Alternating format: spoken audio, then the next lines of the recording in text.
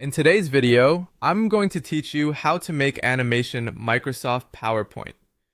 First, sign in to your Outlook account in your web browser. From the app launcher or the left sidebar, open PowerPoint. This takes you into the web version of PowerPoint, which is perfect for quick animations without any extra setup. Once PowerPoint opens, go to the Home tab so you can set up your slide.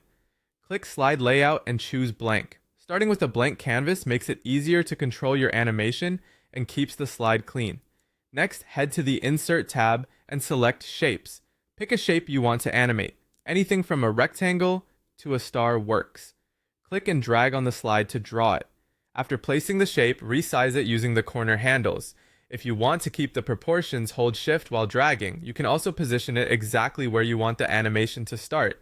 Now switch to the Animations tab. This is where the fun begins. Select your shape, then choose an animation effect from the gallery. You'll see options that make the object appear, emphasize, or exit. If you'd like to see more choices, open the panel on the right and click View More Animation. This reveals additional styles you can try.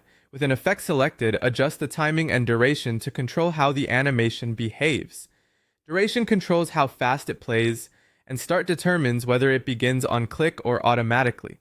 Small adjustments here make a big difference. Shorter durations feel snappy, longer ones feel smoother. Once you've adjusted the settings, it's time to test. Click Preview to see the effect in action.